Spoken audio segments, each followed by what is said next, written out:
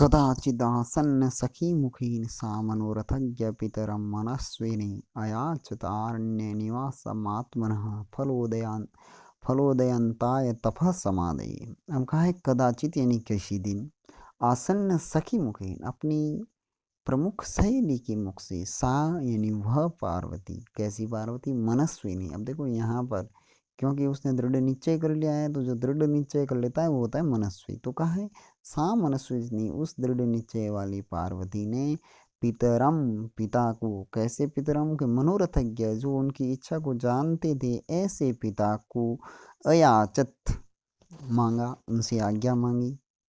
किसके लिए? तो कहा है अरण्य निवासम आत्मन, अपने आप के अरण्य निवास यानी कि जंगल में निवास के। बोले कब तक? तो कहा फलोदय अंताय। तो कहा है जब तक फल नहीं मिल जाता तब तक तप समाधि, तपस्या के लिए समाधि में बैठने की आज्ञा उसने पिता से मांगी। देखो ये मर्यादा होती है, पहले वर्तमान में भी बहुत जगह है, जब घर के छोटे बच्चे या अपने बुजुर्गों से बड़े आदर से बात करते थे और उनके सामने बात करने में हिचकिचाती थी। ये तो पार्वती भी अपने पिता से शर्माती थी, इसीलिए उसने अपनी सहेली से कहा कि तुम इस बारे में पिता से पूछो।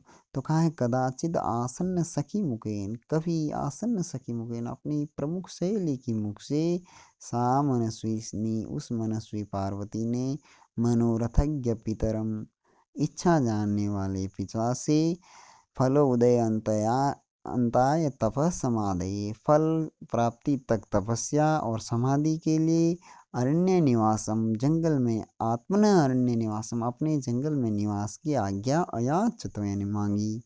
यहाँ पर भी वही है, वंशस्थ छंद है। नेक्स्ट श्लोक। तो अथ अनुरूप अभिनिवेश तोषिणः कृत अभ्यनुज्ञा गुरुणा गरीयशा प्रजासु पश्चात् प्रथितं तदाख्यया जगाम गौरी शिखरम शिखंडितम। तो कहा है कि जब उसने अपने पिता से आज्ञा मांगी तो अथ यानी इसकी पश्चात, अनुरूप यानी कि योग्यता के अनुसार होना चाहिए, वैसा अनुरूप, अभिनिवेश यानी कार्य, योग्यता अनुसार कार्य से तोषिणा यानी संतुष्ट होने वाले, गुरुणा यानी देखो गुरु का मतलब होता है बड़ा, जो जानकार होता है वो गुरु होता है। जो ज्ञान का जानकार है तो वो ज्ञान में गुरु है, जो उम्र में थोड़ा बड़ा है तो वो उम्र में गुरु है। तो उसी प्रकार से तो कहा यहाँ पर पिताजी है बड़े हैं, तो कहा है गुरुणा यानी पिताजी के द्वारा। अब पिताजी क्या है कि अथ अनुरूप अभिनिवेश तोषिणा, पिताजी कैसे हैं कि योग्य कार्य के लिए तत्पर देख करके, तोषिणा यानी संतुष्ट हुए पिताजी ने से, गरीयसा अनुज्ञा कृतभ्य। तो कहा गरीयसा यानी महान, अनुज्ञा यानी आज्ञा को, कृताभ्य यानी प्राप्त करके, कृत अभ्यनुज्ञा प्राप्त कर ली है आज्ञा, महान आज्ञा पिता से। ऐसी उस पार्वती ने प्रजा सुपश्चात प्रथितम, प्रजा यानी लोगों में, पश्चात यानी बाद में, प्रथितम यानी प्रसिद्ध हुआ, तद आख्या उसी के नाम से, अर्थात पार्वती के नाम से जो बाद में प्रसिद्ध हुआ, ऐसी जगह में यानी चली गई गौरी शिखरम। अब देखो पर्वत का शिखर था, वहां पर चली गई। वह शिखर कैसा था? शिखंडी मत, शिखंडी मत यानी या तो यहाँ शिखंडी का मतलब मोर होता है, तो यहाँ तो उसका नाम पहले मोर पर्वत होगा, या वहाँ पर मोर रहते होंगे। तो ऐसे उस पर्वत पर वो चली गई, लेकिन वो बाद में उस पर्वत को क्या हो गया कि तद आख्या प्रतितम प्रथा पश्चात प्रजासु, कि तद आख्या उसी के नाम से, पार्वती के नाम से ही वह पर्वत प्रसिद्ध हो गया, इसीलिए वह पार्वती।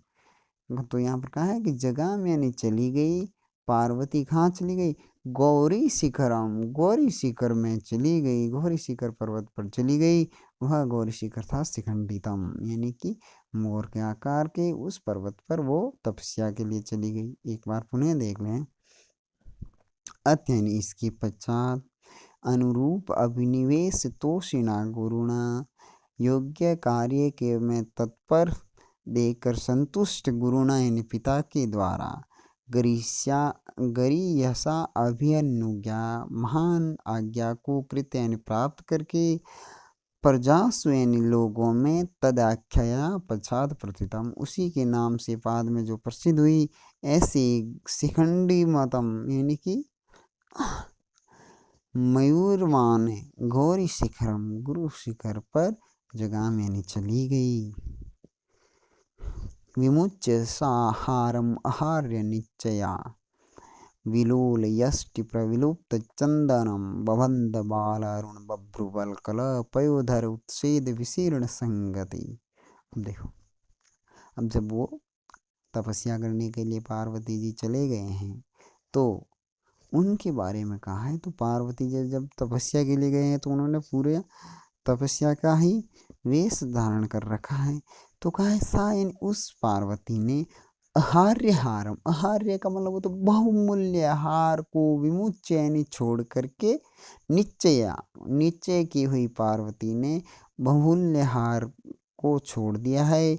विलोल यष्टि प्रविलुप्त चंदनम, अब वो हार कैसा था कि विलोल यष्टि जिसकी वो माला लटकती थी तब प्रविलुप्त चंदनम वो चंदन से भरा हुआ था। अब भाई शरीर पर चंदन का लेप करती थी तो कहा अब उस पूरी छाती वगैरह पर चंदन का लेप किया हुआ और उसके ऊपर वो बहुत मूल्यवान हार लटक रहा था तो वो हार भी चंदन के लेप से भर जाता था। तो ऐसे उस बहुमूल्य हार को छोड़ करके निश्चय यानी अपने दृढ़ निश्चय के कारण पार्वती जी ने बबंध यानी धारण किया बाल अरुण बभ्रू वल्कल, बाल अरुण यानी छोटे हिरण के, बभ्रू यानी भूरे कलर के, वल्कल यानी वल्कल वृक्ष को, वल्कल वृक्ष सॉरी नहीं वल्कल वस्त्र को धारण किया। अब वो वल्कल वस्त्र कैसा था तो कहा पयोधर उत्सेद विशीर्ण शहती, पयोधर उत्सेद उनके पार्वती जी के स्तन बड़े बड़े थे।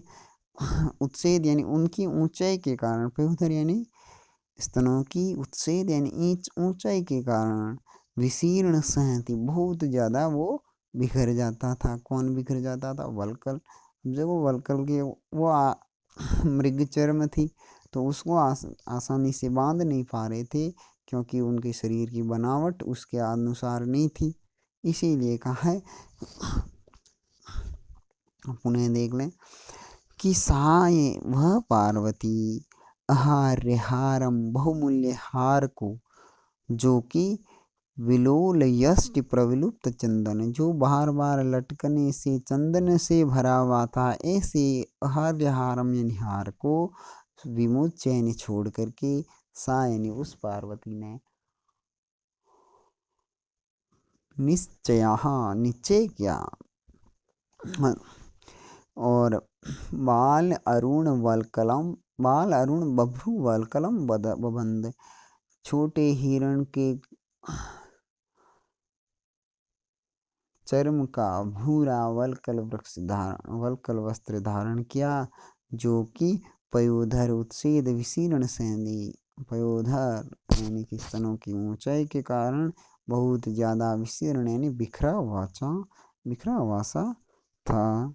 नेक्स्ट, यथा प्रसिद्धैर्मधुरं शिरोरुहैर्जटाभिरपि एवम् अभूत तदाननं न षट्पदश्रेणिभिरेव पंकजं ससेवलसंगम अपि प्रकाशति। अब देखो बहुत सुंदर कहा है, क्या कहा?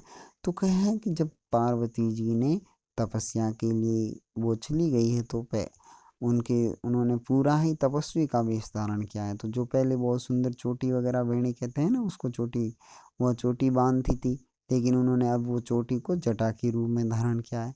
तो कहा यथा यानी जिस प्रकार, प्रसिद्ध यानी कि सुंदर, मधुरम मीठे का मतलब नहीं, सुगंधित, शिरोरुहे, शिरोरुहे का मतलब बालों के द्वारा, जो पहले मधुरम जिस प्रकार पहले सुंदर लग रही थी, प्रसिद्ध ही शिरोरुहे यानी कि सजाए हुए बालों के द्वारा जो पार्वती पहले जो जितनी सुंदर रख रही थी वैसी की विजय जटाभीर अपि एवं, जटा के द्वारा भी, एवं यानी इसी प्रकार से, अभूत तदाननम, उसका शरीर आनन, आनन का मतलब होता है मुख, वैसा ही सुंदर दिखाई देने लगा। अर्थात तद आननम, उसका मुख जटाभिर अप्येवम, जटा के द्वारा ही अभूत यानी हो गया, तद आननम मधुरम, उसका मुख मधुर यानी देखने में सुंदर, वो जटा के द्वारा भी हो गया।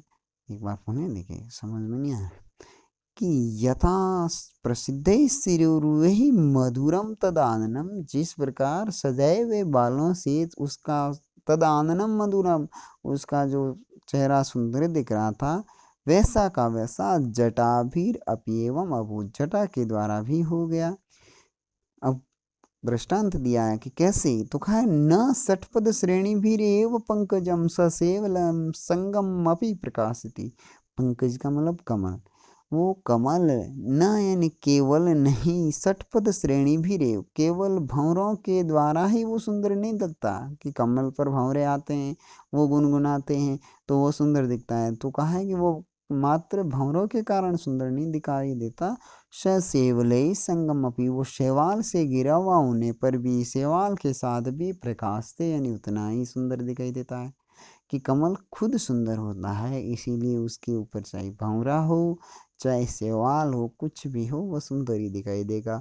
इसी प्रकार पार्वती जी का मुख सुंदर था, इसीलिए उसके ऊपर भले बाल सजाओ या उसको जाटा के रूप में धारण करो, कोई फर्क नहीं पड़ता, वो सुंदर ही हैं।